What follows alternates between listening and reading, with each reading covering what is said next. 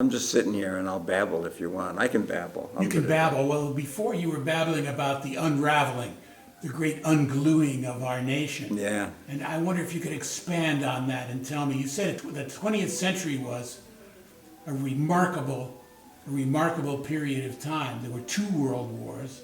The United States has been at war ever since then. And now everything has gone to hell. What happened? Well, it's a double-edged sword. I mean, it's really a double-edged sword. Everything is, in fact, going to hell right now. But at the same time, you know, for the last 60 years, incredible things have been going on. I mean, like, for instance, there are almost no lynchings anymore.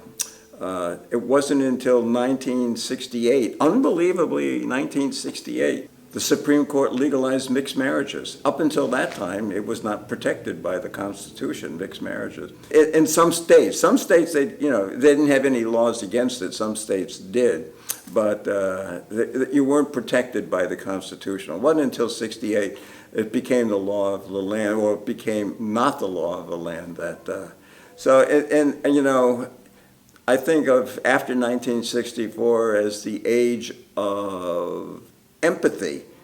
And that word, by the way, didn't enter the English language until 1908. Empathy, can you tell me where that word or that concept came from? German.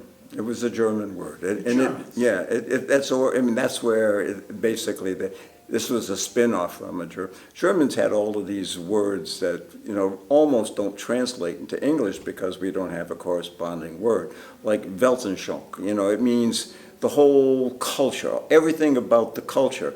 And we still don't have a word for that, everything about the culture. But yeah, empathy sort of came out of that, you know, and then, of course, what makes sense, you know,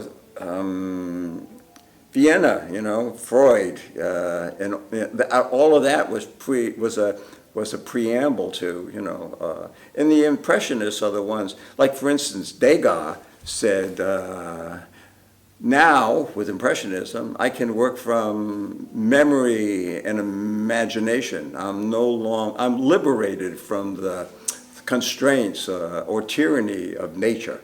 You know, that's a totally different mindset. It starts, instead of the focus being out in the world, the focus becomes what's inside your head. Of course, then that goes to surrealism, which is a realism inside your head that's more real than what's outside your head.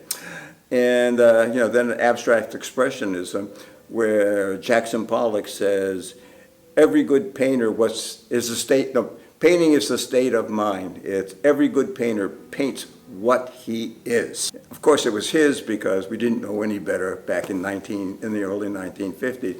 Yeah, and it was like so from, say, 1880 until 1964, it was a slow growth of this, you know, then they invented empathy, you know, and then the first Roosevelt was busting, you know, monopolies. The second Roosevelt, you know, the new, you know, whatever. And so, I mean, there was this sort of political, social, and it was all sort of moving, you know, and then after 1960, the Civil Rights Act, and now, you know, in 1950, on the other side of the Great Divide, the idea of a woman being president just didn't, it's not that I didn't think of it, it's just there was no place in my brain where it would even have been a thought.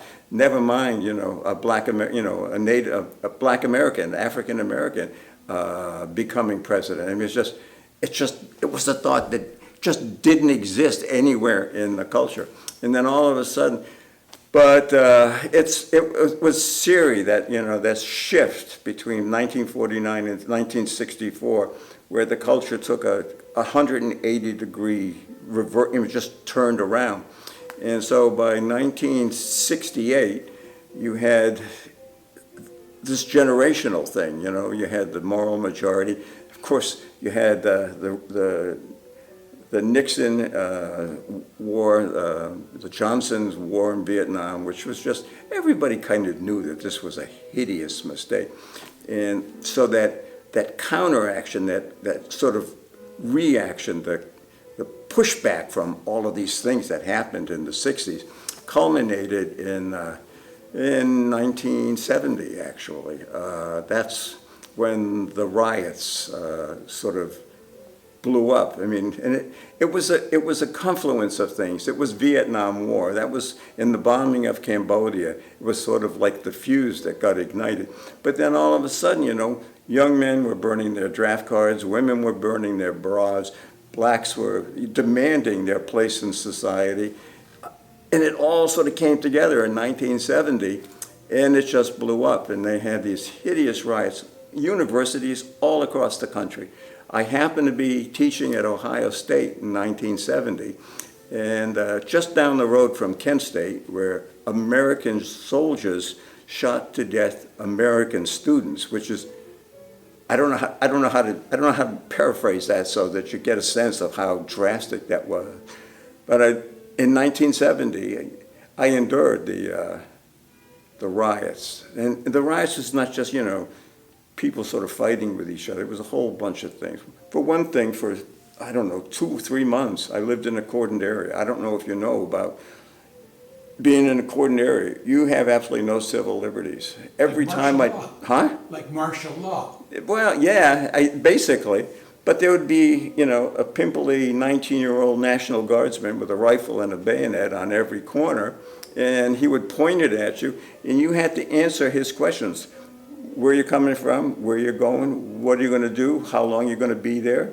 And if you didn't answer their questions to their satisfaction, you were just immediately arrested.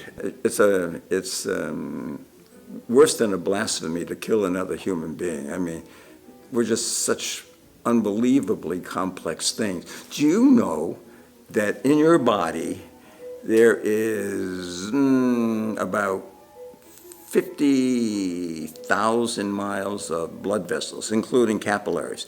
That's enough to go around the planet 2.5 times. And people think it's all right to kill this. It makes no sense to me. So, you know, it just should be an abomination beyond all abominations. It's the worst possible thing I can imagine. Somebody said, you know, there's like tens of thousands of people who in the United States who died because they can't afford medical care.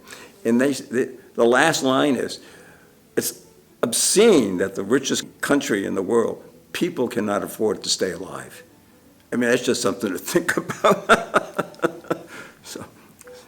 When you think about it, being alive is a very temporary state of being.